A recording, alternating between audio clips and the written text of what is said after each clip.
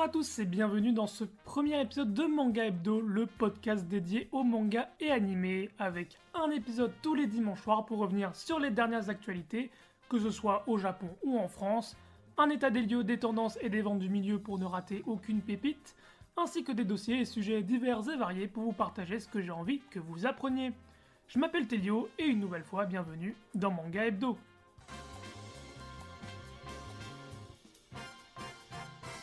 Au programme cette semaine, quelques petites minutes pour vous présenter le podcast car nous sommes sur la première édition. Nous irons ensuite sur les dernières actualités qu'il y a eu cette semaine. Beaucoup d'annonces animées et mangas. On fera aussi un petit état des lieux des premières ventes sur janvier pour le top Oricon et le top Shoseki des dernières nouveautés au Japon. Et enfin, on reviendra sur la nouvelle saison animée qui arrive avec, vous le verrez, beaucoup de belles choses. Une première émission assez tranquille avant de commencer les gros dossiers qui nous attendent pour les prochaines éditions. Et je vous propose de commencer tout de suite. Côté actualité, on a beaucoup de choses qui se sont passées ce début janvier. Évidemment, on va pas revenir sur tout parce que nous sommes déjà le 17, le jour où j'enregistre. Je vais juste prendre les dernières nouveautés qui ont été listées depuis le 10 à peu près. Et c'est comme ça que ça se passera pour les prochaines saisons, évidemment. Un épisode toutes les semaines, donc on reviendra sur les nouveautés de la semaine. On va évidemment revenir sur le plus important parce que sinon l'émission durerait évidemment beaucoup trop de temps. Mais le principal reste là et on commence tout de suite avec le projet animé des Noces des Lucioles Firefly Wedding en anglais qui a été officialisé. Ce shoujo raconte l'histoire dans un Japon féodal d'une femme riche mais qui a une santé très fragile qui va rencontrer un assassin et lui demander de lui sauver la vie en échange de quoi elle accepterait de l'épouser. Et étonnamment, celui-ci accepte. Manga assez coté au Japon et qui a une plutôt bonne fanbase également en France avec la venue notamment de l'autrice pendant l'année 2025. Les Noces des Lucioles sera un animé produit par David Productions, le studio de JoJo's Bizarre Adventure ou de Fire Force actuellement, et est prévu pour octobre 2026. On enchaîne avec la saison 4 de Konosuba qui va ravir la plupart d'entre nous, dont moi évidemment parce que je trouve ça extrêmement drôle.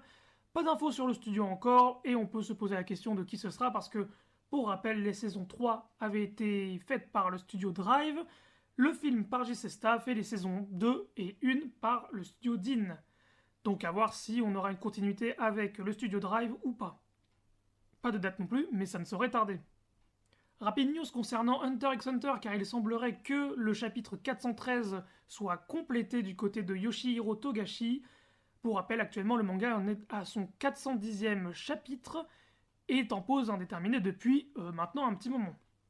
On revient sur les annonces d'animé avec Korekai Teshine, Draw This and Die, qui donc nous offre un nouveau visuel avec une date de sortie pour juillet 2026. On aura en directeur artistique Akagi Hiroaki, qui avait fait notamment les Teasing Master Takagi, et on retrouvera au studio le studio Shinei Animation. Le manga raconte l'histoire d'une jeune lycéenne qui veut devenir mangaka professionnelle et qui espère pouvoir se faire un petit nom dans le milieu. Manga notamment très coté au Japon, j'ai très hâte personnellement de voir ce qui va en retourner. On revient côté manga car cette semaine c'était l'annonce des winners de la Shogakukan Manga Awards qui se tient une fois tous les ans, c'était le 71e Impact pour cette édition. Pour rappel, le Shogakukan Manga Award, c'est parmi les prix majeurs du manga au Japon. Il est décerné chaque année depuis 1956 quand même. Et bien que les prix soient sponsorisés par la maison d'édition Shogakukan, les mangas publiés par tous les éditeurs japonais peuvent être sélectionnés et remporter le prix, ce qui fait beaucoup de diversité. Globalement, c'est le prix le plus ancien et le plus prestigieux décerné à un manga au Japon. Depuis 2023, on retrouve qu'une seule sélection. Avant, il y avait des catégories, donc shonen, shoujo, kodomo, qui veut dire enfant, et les générales. Maintenant, tous les titres sont regroupés sous un même label, donc ne vous posez pas la question de s'il y a un prix pour les shoujo, shonen ou kodomo, etc. Tout est dans le même panier. Et donc, les gagnants parmi les nominés cette année sont Fate Rewinder de Futa Kimura, publié actuellement dans le Monthly Korokoro Comics, et dont un anime a été annoncé par les studios Bones qui devrait arriver sous peu. Deuxième vainqueur, on a Cosmos de Ryohei Tamura. Ce n'est pas un nom qui doit vous être inconnu car c'est l'auteur de Belzebub qui avait été publié à l'époque pendant les années 2010 dans le Weekly Shonen Jump. Il revient avec un succès Cosmos dans le Sunday JX de la Shogakukan et semble très bien s'y trouver parce que celui-ci vient de remporter un titre. On enchaîne avec Dandadan de Yokinobu Tatsu, évidemment le phénomène à ne pas rater en manga et en animé par le studio Science Saru. Le manga est publié sur le Weekly Jump Plus de la Shueisha. On enchaîne avec l'avant-dernier titre d'Ekin no Mogura, The Earthbound Mole de Natsumi Eguchi, l'autrice du célèbre Ozuki le Stoïque au Japon, qui peine malheureusement à trouver son public chez nous aux éditions Nueve, mais qui va faire son retour ce mois-ci chez nous. Ce manga est publié dans le Morning de Kodansha et se voit donc gagner avec les autres. Et enfin, le dernier vainqueur est Hirayasumi de Keigo Shinzo, publié dans le Weekly Big Comics de Shogakukan, et publié chez nous, chez le Lézard Noir. Il y avait également un prix spécial du jury qui a été offert à Moto Hagio, l'autrice du Clan de Pau. Un classique des Josei qui évidemment a émerveillé bon nombre de lectrices et de lecteurs. Donc voilà pour la 61e édition du Shogakukan Manga Awards. On verra la prochaine pour 2026 ce que celui-ci nous réservera. On retourne sur les animés avec That Time I Got Reincarnated as a Slime. La saison 4 a été confirmée pour avril 2026 avec 5 cours au total. Pour rappel, un cours c'est une saison. Donc c'est 12 épisodes de manière générale, donc 5 cours, donc on peut imaginer 5 fois 12 épisodes, donc une cinquantaine d'épisodes pour la saison 4 seulement.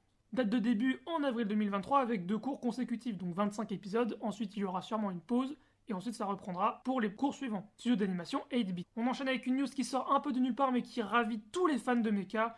Je parle évidemment de Armored Trooper Votoms, le retour avec Die Grau Hexe. Excusez-moi pour mon accent allemand évidemment, qui veut dire la sorcière grise. Pour rappel, Votom c'est un animé produit par Sunrise en 1983 qui a donc vu une cinquantaine d'épisodes et continué sur certains projets sur les années à venir avec des OAV et des films, mais il n'y avait eu aucune production depuis plusieurs années maintenant. Ce projet s'inscrit dans les 50 ans du studio Sunrise. Une affiche a été faite pour l'occasion montrant toutes leurs séries phares avec notamment Gundam, Gintama, Code Geass, Inuyasha, City Hunter, Tiger and Bunny, Votoms du coup, Cowboy Bebop, je vous laisserai découvrir ça. Spécificité de ce nouveau projet animé de Votoms, il sera réalisé par Mamoru Oshii, une légende de l'animation qui avait bossé sur les Ghost in the Shell en tant que directeur. On change de registre parce qu'il en faut pour tout le monde avec la saison 5 de Rent a Girlfriend qui dévoile un nouveau visuel, sortie prévue pour avril 2026. On revient sur les nouveaux trailers avec Smoking Behind the Supermarket with You, la nouvelle pépite de chez Square Enix en Slice of Life drame, prévue pour juillet 2026 chez nous, avec le studio Asahi Productions. Ce manga raconte l'histoire d'un travailleur qui vient acheter des choses dans un combini et qui croise souvent pendant sa pause clope une jeune femme qui fume avec lui, qui est assez monotone, assez mystérieuse, qui va donc l'intriguer pas mal. Pour rappel, Asahi Productions, c'est un studio qui est peu connu mais qui a réalisé des belles choses tout de même comme les premières saisons de Futariwa Precure ou qui a récemment réalisé les Peach Boy Riverside ou encore Gundam Build Metaverse. Et oui, ils ont travaillé sur du Gundam. Nouveauté du côté de la Corée avec le webtoon Tomb Raider King qui va recevoir un animé. Le premier trailer a été sorti, il sera réalisé par le studio EEK, date de release pour juillet 2026. Et enfin, parce qu'on n'arrête pas les annonces animées, on a également le nouveau manga de Hiroshi Shibashi, l'auteur de Nura, le Seigneur des Yokai, qui revient avec son nouveau manga en animé, Recommendation from Mr. Iwamoto. Un manga que personnellement j'adore tout particulièrement et que je vous avais présenté sur ma chaîne YouTube. N'hésitez pas à y faire un tour si ça vous intéresse. En tout cas, le studio d'animation sera le studio Din, qui ne me rassure pas forcément, mais attendons de voir, parce que la force de ce manga, c'est les planches, donc j'ai du mal à voir la plus-value que pourrait avoir l'animé. Wait and see, on verra bien. Ma petite news du plaisir, c'est évidemment de vous parler de Gundam, évidemment parce que moi je suis un grand fan de Gundam. Un nouveau trailer est sorti pour le nouveau film Hathaway Flash, le deuxième de la trilogie, avec la présentation du opening theme song qui sera réalisé par SZA, la star américaine, oui, avec son morceau intitulé Snooze. Une première dans l'histoire de la franchise d'avoir une collaboration avec une artiste non japonaise sur le theme song d'une production japonaise. On enchaîne avec des news toutes fraîches qui viennent de sortir aujourd'hui avec Petal of Reincarnation qui s'offre un nouveau trailer. Pour le coup, lui, l'anime avait déjà été annoncé mais on n'avait pas encore eu de trailer. Prévu pour avril 2026 par le studio Benten Film. Il raconte l'histoire de réincarnation de figures historiques qui se battent en duel dans des gros combats. Ça peut faire un petit peu penser à Valkyrie Apocalypse sur le principe. Moi en tout cas, le manga m'intriguait pas mal, je suis très content de voir l'anime, j'espère qu'il sera bien. Et enfin, on garde peut-être le plus gros pour la fin avec un nouveau trailer de ReZero pour sa saison 4 qui arrive également en avril 2026. Tous les trailers me hype pas mal pour le coup pour cette saison 4 de ReZero, j'ai vraiment très hâte qu'elle sorte. Côté Weekly Shonen Jump, on a malheureusement l'arrêt prématuré de Heart of the Flame de Yuki Kawaguchi, qui se finira donc en 4 volumes avec son chapitre 34. Yuki Kawaguchi avait également connu un ancien échec avec Red Hood, qui n'avait pas du tout trouvé son public avec seulement 2 volumes à son actif. Cette fois-ci, il a réussi à en faire 4, mais le succès ne semblait pas non plus au rendez-vous. A voir s'il aura d'autres possibilités de s'illustrer dans le célèbre Weekly Shonen Jump. Pour rappel, c'était un ancien assistant de Kohei Horikoshi, le mangaka de My Hero Academia. Mais le malheur des uns fait le bonheur des autres, car on retrouve la nouveauté Someone Hurts de Yei Yamano, également dans le Weekly Shonen Jump, qui démarre en trombe avec son premier volume sorti au début janvier, avec des réimpressions et des ventes absolument astronomiques pour un premier tome. Il se voit donc lancer 2 projets dans son magazine, avec un vote des lecteurs et des questions générales à propos de la série. Et ça me fait une transition parfaite sur les ventes de ce début de mois de janvier au Japon, pour voir un petit peu les tendances actuelles. On retrouve donc le premier tome de Jujutsu Kaisen Modulo, le spin-off qui avait débuté en 2025 dans le Shonen Jump, à la première place du top Oricon avec 190 000 copies vendues, c'est énorme. On ressent l'influence de Jujutsu Kaisen sur les ventes.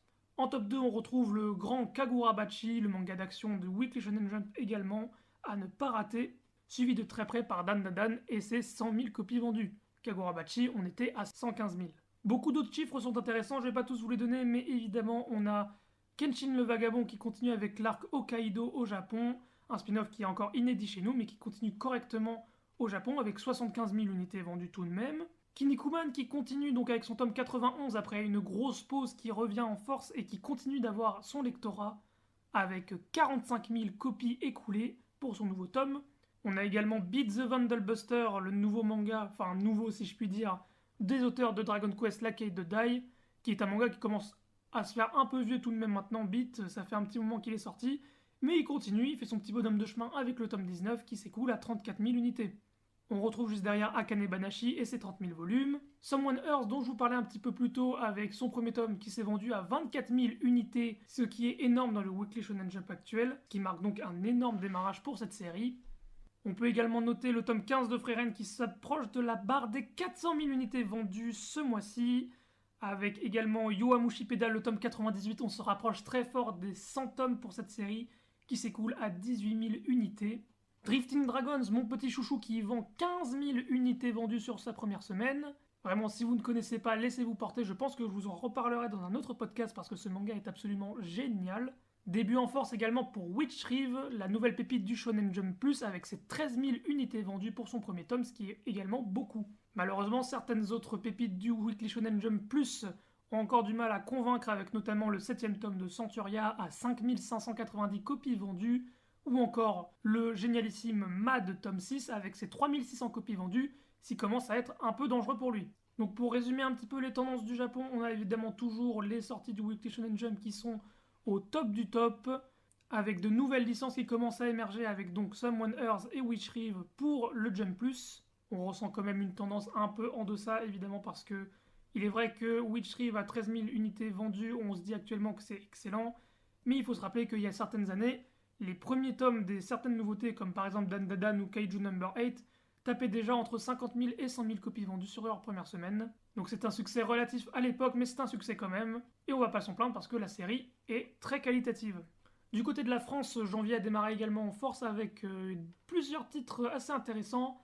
Je vous avais également fait une petite vidéo pour parler des nouveautés de 2026 sur ce mois de janvier qui pouvaient être intéressantes, n'hésitez pas à aller voir ma chaîne YouTube. On retrouve Tannen Suzuki, la comédie romantique du Jump Plus en 8 tomes de Kucha Agasawa, sortie simultanée des premiers et deuxièmes tomes, qui nous raconte l'histoire donc de Suzuki, une jeune fille énergique, et de Tani, un jeune homme assez froid, qui vont se voir émerger des sentiments l'un pour l'autre, malgré le fait qu'ils soient totalement opposés en caractère. C'est une romance assez mignonne que je vous conseille, et également si vous voulez vous faire un avis, la première saison est actuellement en diffusion depuis début janvier, mais j'en reparlerai juste après. Notable, on a également le one-shot des contes de Tono en manga, qui est donc chez les éditions Vega. Celui-ci est l'adaptation du roman très connu au Japon, Les Contes de Tono, qui donc parle des mythes et légendes japonaises et de nombreux yokai. C'est l'un des premiers ouvrages à avoir parler et expliciter les yokai au Japon et les avoir popularisés autant. Donc si vous êtes fan de yokai, n'hésitez pas à vous laisser tenter. Nouvelle édition pour Divine également, le manga de Kamome Shirahama, qui est l'autrice donc de l'Atelier des Sorciers. On voit donc sortir une édition grimoire en 2 tomes complets, qui est donc du même style que l'édition grimoire de l'Atelier des Sorciers, qui est magnifique. Pour tous les collectionneurs, je pense que c'est quelque chose qu'il ne faut pas laisser passer. Pour les fans de One Piece, on a One Piece Vivre Card qui sort également. Celui-ci est un guidebook et qui donne l'univers de One Piece avec des fiches à collectionner. Sortie prévue pour celui-ci pour le 21 janvier. On va du côté de Panini Manga avec 2 nouveautés qui pourraient être très intéressantes également, avec La Voix de l'Assassin du duo iconique Kazuo Koike et Goseki Kojima, le duo derrière le grandissime Lone Wolf and Cube. La Voix de l'Assassin est l'histoire de Hanzo Hattori, le ninja légendaire ayant servi aux côtés d'Ieyasu Tokugawa, l'homme qui a unifié le Japon.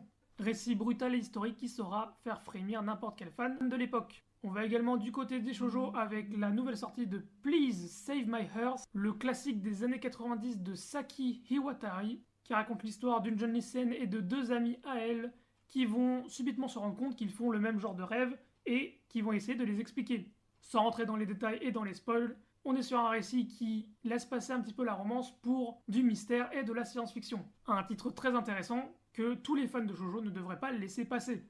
Enfin, pour terminer sur ce mois de janvier, le 30 janvier, on a la sortie du premier tome de la partie 2 de Oneira aux éditions Kana, le manga français de Dark Fantasy. J'ai personnellement très hâte de voir commencer cette nouvelle partie parce que ça fait un petit moment que la partie 1 est terminée et donc je suis content de retourner dans cet univers, que je vous conseille grandement parce que la première partie est en 4 tomes, et donc avec ce premier tome de la deuxième partie, ça fera donc 5, ce qui n'est pas un très grand investissement au vu de la qualité du titre. Côté annonce manga en France également, on va en parler un petit peu rapidement, car on a la fiancée du clan Kyugane qui a été annoncée chez les éditions Kiyun. Ce manga raconte l'histoire de Kuro, chef du clan d'exorcistes Kyugane, qui s'est promis d'anéantir les démons du pays, responsables de la mort de ses parents. Obsédé par la vengeance, il est loin d'avoir le mariage comme une priorité, mais il faut pourtant bien assurer la descendance de sa légendaire famille, connue pour avoir vaincu le terrible renard à 9 queues. Il finit par accepter de prendre pour épouse Fuyu, une des rares volontaires aux fiançailles. Cependant, lors des noces, Kuro découvre le secret de ses ancêtres. Ils n'ont jamais vaincu le renard à 9 queues et se sont contentés de sceller un pacte avec lui. En échange de la paix, chaque chef doit lui offrir sa femme en sacrifice. C'est inconcevable pour le jeune exorciste. Il abat le monstre, mais l'âme de ce dernier trouve refuge dans le corps de la mariée, désormais possédée par un redoutable ennemi. Peu importe, Kuro a juré fidélité à Fuyu pour le meilleur et pour le pire. Sorti aux éditions Kiyun prévu pour le 4 juin, au prix de 7,95 €. Enfin, je garde le meilleur pour la fin. Pour ceux qui me connaissent évidemment, on a les annonces des prochains mangas de Kazuhiro Fujita, qui est mon mangaka préféré, et qui revient en France avec ses 2 recueils d'histoires courtes et son one-shot The Wicked Haze Fly to the Full Moon aux éditions Meian, qui avait déjà fait Karakuri Circus du même auteur. Lisez Karakuri Circus, je vous en conjure. Pour son one-shot, ce récit signe l'entrée de l'auteur dans le seinen avec une approche plus sombre et réaliste, qui s'est entouré d'un expert en armement afin d'ancrer le récit dans une précision tactique rarement vue. Nommé au prix Seiyun en 2008, ce one-shot est salué par son intensité et son efficacité narrative. Et pour l'avoir déjà lu sur les plateformes, parce qu'il n'était pas disponible chez nous en France, je peux vous dire que c'est une très très grande qualité narrative, et que donc c'est un must-have pour tous les fans de l'auteur. Enfin, vous me direz, qu'est-ce qui n'est pas un must-have de l'auteur quand on aime l'auteur? Le mec n'a littéralement fait que des classiques. Pour ces 2 recueils d'histoires courtes, Yoru no Uta et Akatsuki no Uta, le premier est un recueil nocturne où Fujita puise dans le folklore et l'horreur pour livrer des récits courts à intensité brute. On pourra retrouver dedans les récits Le Seigneur des marionnettes, une grande fresque d'action mêlant une belle princesse et un jeune ninja, une esquisse précoce de Karakuri Circus. On pourra également retrouver Une promenade dans la nuit, un conte étrange teinté de romantisme dans l'ère du Japon de l'ère Taisho, Récit d'un ferrier au clair de lune, la toute première œuvre de l'auteur où il affronte les ténèbres peuplées de créatures mystérieuses. Et ensuite, dans son recueil Akatsuki no Uta, c'est un recueil de l'aube où Fujita s'autorise l'expérimentation la plus libre et la plus audacieuse. Ce second recueil rassemble 5 histoires exceptionnelles mêlant action haletante, fantaisie mouvante et aventure fantastique. L'assaut fulgurant, bourré de scènes de combats spectaculaires, avec des plumes dans le ciel, une fantaisie touchante, l'arrivée du roi des gourmets, un chef-d'œuvre d'action fantastique, et encore d'autres histoires captivantes. Entre humour, science-fiction et aventure, Fujita explore des terrains inédits tout en gardant son trait expressif et son sens du rythme. Les 3 tomes sortiront chez nous le 20 février aux éditions Meian pour le prix de 12,95 €. Et vu les images qu'on a de l'édition, je peux vous dire que c'est vraiment pas cher. J'ai très hâte de les lire de chez nous et je remercie évidemment Meian de faire confiance à cet auteur que j'affectionne tout particulièrement. On aura bientôt tous les travaux de l'auteur chez nous, il ne manque plus que sa première série longue Ushio et Tora qui on espère arrivera sous peu, et également quelques one-shots par-ci par-là, mais je crois qu'on a quasiment fait le tour maintenant. Un auteur qui était très boudé en France et qui revient en force depuis quelques années, et franchement c'est pour le mieux parce que vu les qualités visuelles et narratives qu'il arrive à pondre, je ne comprends pas pourquoi il n'arrive pas à plaire à plus de monde. Si vous aimez les mangas de fantasy où le narratif s'expressionne particulièrement bien avec le visuel, je vous recommande chaudement les œuvres de Kazuhiro Fujita, avec son best-seller évidemment Karakuri Circus, mais également des titres comme Sobotei qui sort actuellement chez Mangetsu, les Black Museum que vous pourrez retrouver chez les éditions Kiyun, en attendant une réédition de Moonlight Act qui était chez les éditions Kaze, mais qui actuellement est en rupture de stock complète malheureusement. Je vous remercie pour cet instant passion de Kazuhiro Fujita et on va pouvoir passer tout de suite à la suite. Je pense que l'on a fait le tour des sorties manga du mois de janvier. On va pouvoir passer à la prochaine partie du podcast où je vais vous parler cette fois-ci des animés de la saison et vous allez voir qu'il y a beaucoup de choses à débriefer.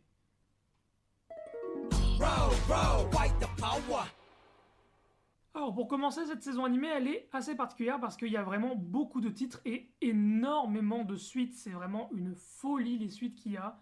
Laissez-moi vous les lister un petit peu. Pour les plus connus, on a la saison 2 de Frieren, la saison 2 de Hell's Paradise, la saison 3 de Jujutsu Kaisen, la saison 3 de Oshinoko, la partie 2 de la saison 3 de Fire Force, la saison 2 de Vigilante, la saison 2 de Demon Slave. On a Trigun Stargaze qui est donc la suite de Trigun Stampede, Golden Kamuy saison 5 saison finale, Medialist saison 2 et MF Ghost saison 3. Et encore, je ne vous ai pas tout dit. Mais ce qui est fou, c'est qu'avec ce vivier de saisons supplémentaires, il y a tout de même des nouveautés qui sont vraiment à noter et à regarder pour cette saison, qui je pense valent complètement le coup. Je pense notamment, si vous êtes fan de Fate, à Fate Strange Fake, qui raconte donc une nouvelle guerre du Graal, cette fois-ci aux États-Unis. Une guerre du Graal un peu particulière, mais je vous laisserai le plaisir de découvrir ça. Avec des visuels de grande qualité, on a vu déjà un premier épisode pilote de 1 heure il y a 2 ans. Le premier épisode était sorti l'année dernière et cette fois-ci maintenant la saison complète sort enfin. Et vu la qualité, je peux vous dire que l'attente valait le coup. On a ensuite l'anime Sentenced to be a Hero, évidemment qui a fait beaucoup de bruit sur les réseaux de par sa qualité visuelle également. Cet anime raconte l'histoire de Xylo, un héros comme ils aiment les appeler, mais ce ne sont pas des héros comme on les connaît nous, parce que dans l'univers dépeint, les héros sont finalement des prisonniers qui sont voués à se battre indéfiniment contre les forces du mal. Ils sont devenus des héros en causant des malheurs, finalement c'est une sentence, c'est pour ça que le titre s'appelle ainsi. Et s'ils meurent sur le champ de bataille, ils sont réincarnés pour retourner dessus. C'est un combat perpétuel et cruel. Personnellement, c'est un énorme coup de cœur, comme beaucoup de gens je pense, je vous le reconseille grandement. Mais on a également des mangas un peu plus portés sur la société avec notamment Darwin's Incident. L'adaptation de ce manga nous raconte l'histoire de Charlie qui est né en laboratoire à la suite d'expérimentations génétiques. Il est d'un père humain et d'une mère chimpanzé. Il est donc un humanzé, comme ils aiment les appeler. Spécimen unique, Charlie est recueilli et élevé en famille par un couple formé par un scientifique, spécialiste des primates et par une avocate. 15 ans plus tard, Charlie intègre le lycée et il fait la rencontre d'une jeune fille au nom de Lucie. Le manga a de très forts retours critiques et d'ailleurs notez que si vous aimez le manga, la venue du mangaka en France se fait très bientôt, le 19 et 20 janvier 2026 à Lyon et Chambéry. Je vous laisserai regarder de votre côté les séances de dédicaces si ça vous intéresse. On retrouve également Dead Account, un manga sur les réseaux sociaux et les exorcistes. Les réseaux sociaux sont hantés et un influenceur va les exorciser. Apparemment, les fantômes hantent désormais les téléphones portables. Qui sait, le vôtre l'est peut-être déjà. C'est par l'auteur de Real Account, Shizumu Watanabe, et ça sort également cette saison. On a également le remake de la comédie culte Kimengumi. Cette comédie du Jump des années 90 revient en animé et nous dépeint donc les bêtises de lycéens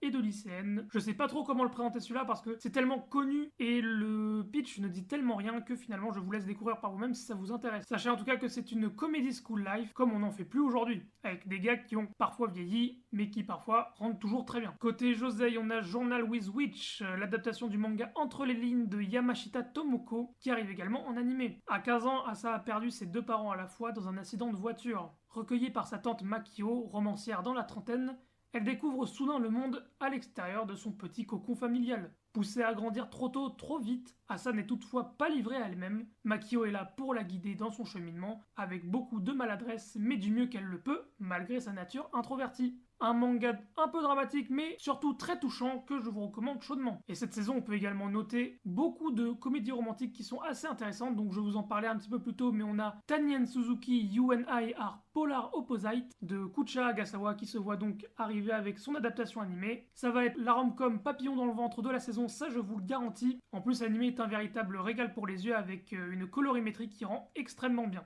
Mais ce n'est pas la seule rom-com qui va vous faire rire cette saison, parce qu'on a également l'adaptation du manga Two Face Tamon avec Tamon's B-Side. Utage Kinoshita est une lycéenne fan absolue du groupe F-Ace, et plus précisément de Tamon Fukuhara, l'un de ses membres. Et un jour, Utage, pendant son travail de aide à logement, va se voir commencer à aider dans la vie de tous les jours le fameux Tamon Fukuhara, sa star de toujours qui présente une facette très différente de sur scène.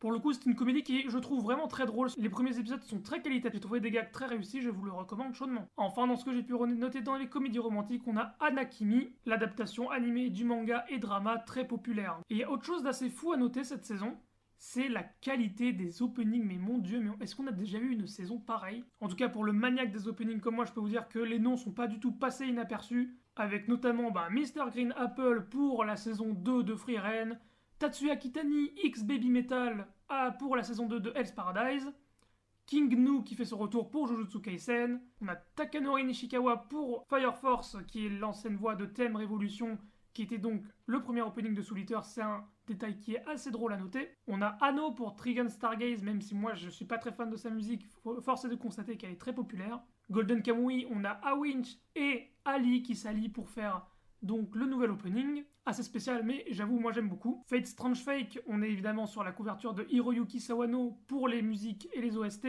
donc l'opening ne déroge pas à la règle avec en vocalise notamment Janken Johnny, l'un des chanteurs du groupe Man with a Mission. C'est un duo qui est assez étonnant mais qui avait déjà eu lieu sur notamment l'opening 2 de No Guns Life, et donc c'est juste du bonheur. Hein. Satan's to be a Hero qui frappe très fort également sur son opening avec Spire. Alors je sais pas si vous avez écouté la musique, mais il semblerait que le chanteur ait quitté le groupe et que donc ce soit une nouvelle voix, ça s'entend tout de suite. Personnellement je ne reconnais pas vraiment Spire, mais je vous avoue que la musique est quand même un énorme banger, donc ça me va parfaitement. Ou encore on retrouve sur Anakimi l'indéfectible Yoasobi qui est là chaque année, ou presque chaque saison j'ai envie de dire, avec des titres toujours plus qualitatifs pour nos musiques. Mais on peut également noter des groupes comme Unison Square Garden qui reviennent cette saison, on a The Oral Cigarette, enfin on a vraiment plein de noms au niveau des openings qui font très plaisir, que ce soit J-pop ou J-rock, on est hyper bien servi là. Voilà, je pense qu'avec les recommandations que je vous ai faites, vous avez de quoi regarder pour au moins les 4 mois à suivre, hein, ça c'est sûr. Personnellement, comme j'ai pu le dire, j'ai un coup de cœur pour Sentence to be a Hero. En tant que grand fan de Fate, j'ai également beaucoup aimé les premiers épisodes de Fate Strange Fake. Et enfin, les retours de Free Ren, de Jujutsu Kaisen et de Fire Force, moi, ça me régale. Avec également la suite de Trigun Stampede que j'attendais impatiemment. La saison finale de Golden Kamui à ne pas sous-estimer non plus. Hein. J'ai très hâte de voir le rendu final. C'est un animé que je suis depuis ses débuts. J'ai vraiment hyper hâte de voir comment ils vont conclure l'histoire.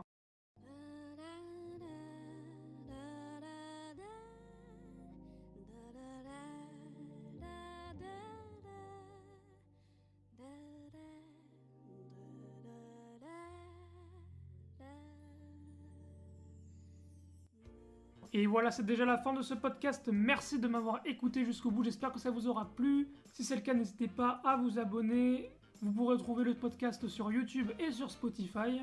N'hésitez pas à me faire des retours dessus si vous voulez que ce soit plus dynamique, si vous voulez justement que ce soit moins dynamique, qu'on se pose un petit peu plus. C'est le premier épisode de, je l'espère, une longue série. Je vous dis à la prochaine pour un nouveau manga hebdo, pendant lequel je vous parlerai en détail du manga Innocent de Shinichi Sakamoto, que j'ai fini très récemment et croyez-moi, j'ai des choses à dire. Merci beaucoup et à la prochaine!